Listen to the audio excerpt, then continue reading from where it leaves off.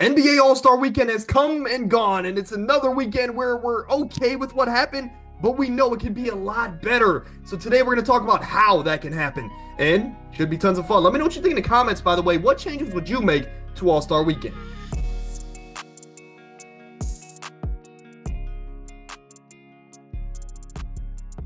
The skills challenge was one like any other that we've ever seen.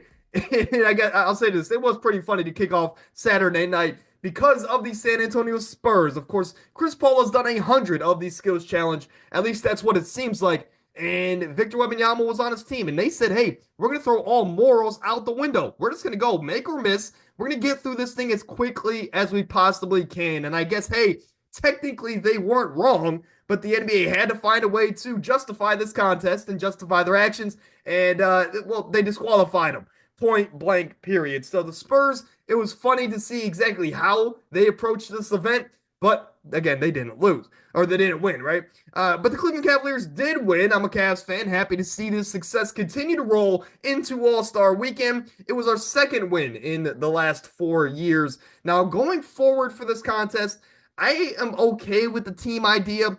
Personally, I like when they did the individual versus individual aspect of the skills challenge event.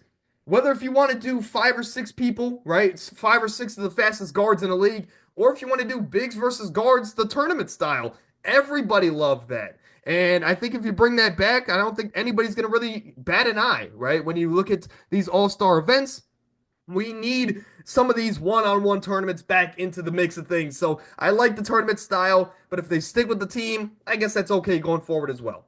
The 3-point contest was a bit of a shocker to me because I didn't think Tyler Hero was going to be the one to host the trophy at the end of the event. Now, Damian Lillard obviously came in as an odds-on favorite. He's won the last two. He was looking to be the first ever three-peat, or excuse me, to join Larry Bird as one of the few three-peats in NBA All-Star Weekend history, right? But I didn't think Dame was going to win. Obviously, he had a pretty good chance. I didn't think he was going to win. The two people that I predicted to win going into this event, Darius Garland, and again, I'm a Cavs fan. I wanted to see my guy win. And Jalen Brunson. I thought both those guys were going to have really good shots to come in with something to prove. They'd never won this event before, and they were going to shoot for it, right? Quite literally. But Jalen Brunson didn't do well, right? He obviously didn't. He started well, right? But I think from the middle on, he really didn't have the greatest showing. Ended off being 1 or 2 points shy of the finale. But Tyler Hero, a guy that by the skin of his teeth got by the first round, I think by 1 or so points. And it was really because he knocked down 3 of the 4 story balls in both rounds this competition. He had by far and away the most out of any of the competitors. So Tyler Hero came into this, and I didn't think he was going to win because before the event, I was hearing these rumors and these reports that Tyler Hero didn't even prepare for this event. He was just going to go into it kind of blindfolded like he did last year and just kind of, again, try his best. The thing with this event, I feel like you need preparation for it because it's not like an NBA game where you shoot a shot, then you have about at least 30 seconds between your next potential shot. This is a rapid fire event where you're shooting 25 shots in the span of a minute. And for Tyler Hero, or excuse me, 2 minutes, you guys get the picture. Tyler Hero shocked me because, again, by the skin of his teeth, he got by the first round. And then in the second round, he dominated. Man, he had 24 points. It was tied for the highest score of the event, of course, with Darius Garland in round number one. And he ended up coming away with the win, man. Again, it wasn't the guy I expected, but I was happy with the result. And Tyler Hero becomes, I believe, what they say, the fourth or the fifth Miami Heat player to ever win this award. So something's in the water there in Miami, and it's not what you think. But I will say, Tyler Hero, congratulations. I am excited for the 3-point contest. And it's just always one of those events that I believe is actually timeless. It is something that we all look forward to every single year. MacPete is what the dunk contest was this year, as he became the first ever three-peat champion for this event on All-Star Weekend. And Mac McClung, whether if he does this event again or not, he's going to go down as one of the greatest, potentially the greatest All-Star dunker in NBA contest history. So shout out to Mac McClung. I think his catalog, you can line it up with anybody, including the Vince Carter and Zach LaVines of the world. But I want to shout out to Mac McClung because of his impact on this event. Whether if they decide to continue with this event or not, I honestly can't see them ever getting rid of it, even if it does become a worse event, which I don't know if it's possible at this point. Overall, right, as far as the general crowd that they decide to bring in. But his impact gets the attention every single year of the Ja Morants of the world, of these, I guess, Anthony Edwards of the world, of the national media, where they honestly believe that because of Mac McClung's performance, he has the ability to bring in some of these big time names the following year.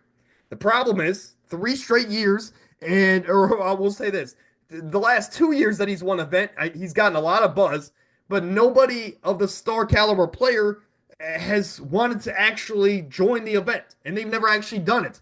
Now, again, I know Ja Morant came out and he said that he might join the event in 2026. I will believe it when I see it. But what I will say, Mac McClung, shout out to him. The problem with this event, though, is that over the last like 5 or 6 years, really 10 years, right? Ever since Zach LaVine and Aaron Gordon went at it almost every single year. The problem is, I think there's only like legitimately one or two really good dunkers for this event since then, right? And there really hasn't been 3 or 4 guys that you go into the contest and you're like, these guys can legitimately win it all.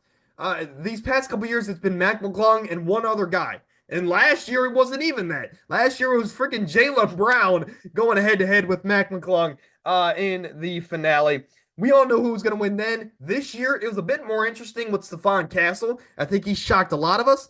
But at the end of the day, we kind of knew Mac McClung was going to win. The thing I want to say about his actual performance this past weekend was that the fact that he brought out a car on the very first dunk. I mean, when Blake Griffin did it, it was never done before. And we were like, oh my God, that's an automatic 50, even though he barely kind of jumped over the hood of the car.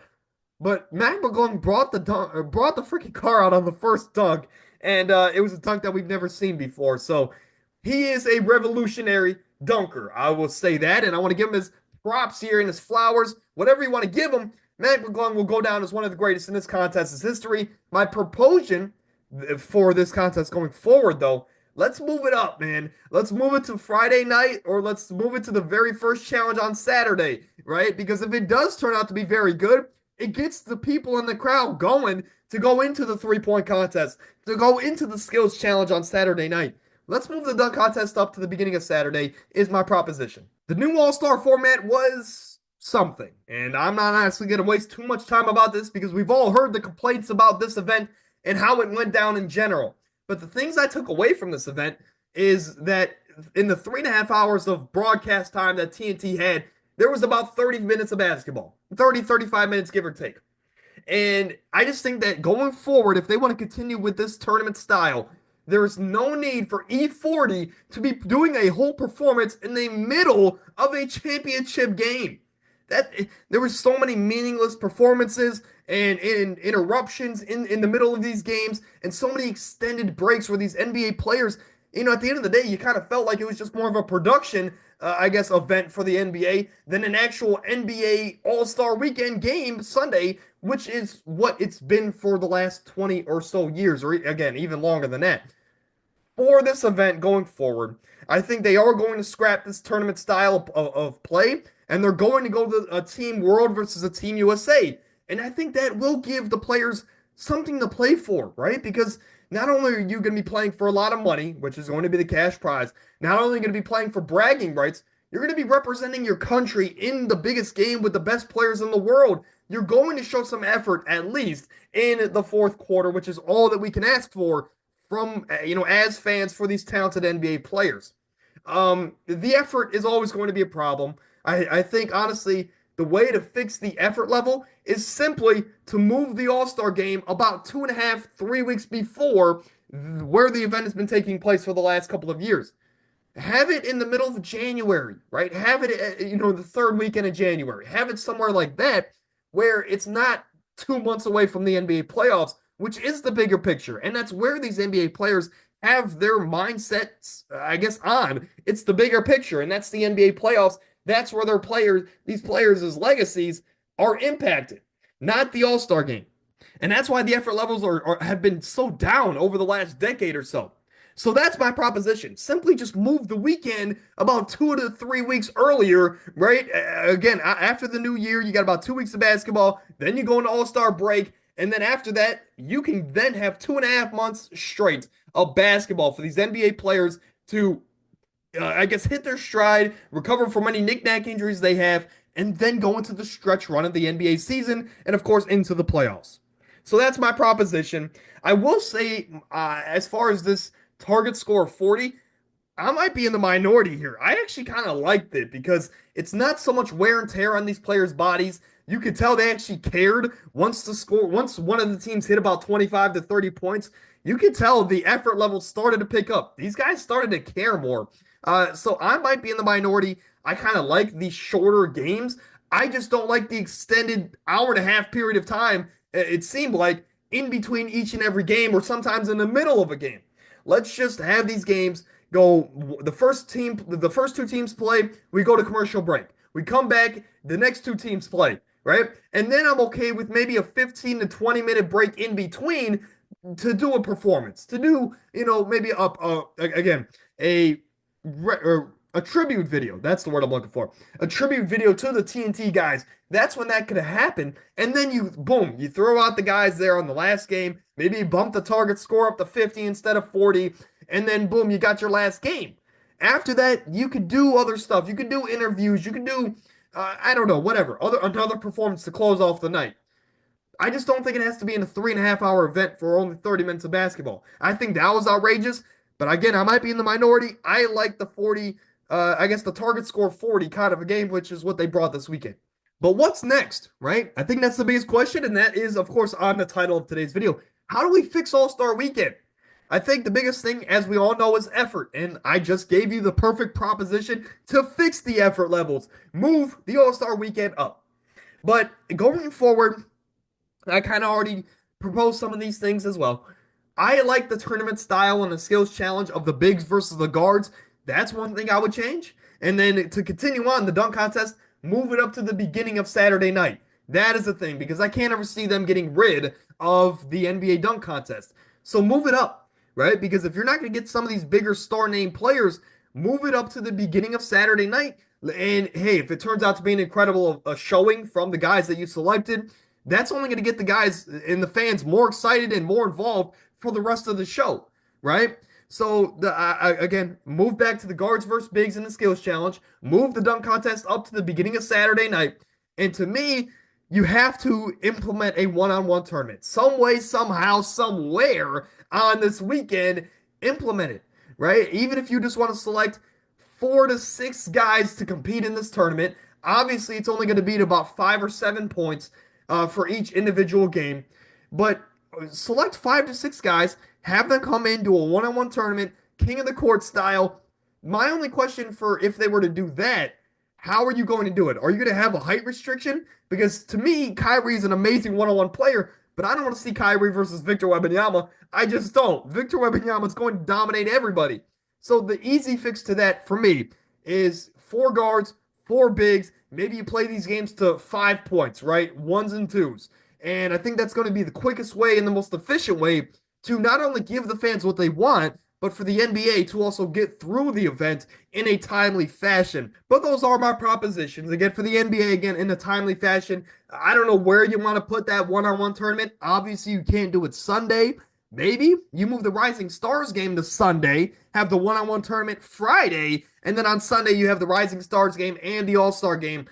Again, it's just something to look out for going forward. I think, honestly, they just need to reorganize how the events take place. And honestly, that might be better overall for the viewer and for the NBA players for this special weekend. But that's it, right? Honestly, what's next? I gave you guys a lot of propositions. How do we fix this coveted weekend? And how do we make it feel more special and get these players to show effort? I gave you guys a lot of things. Let me know your thoughts down below in the comments. How would you fix the NBA All-Star Weekend?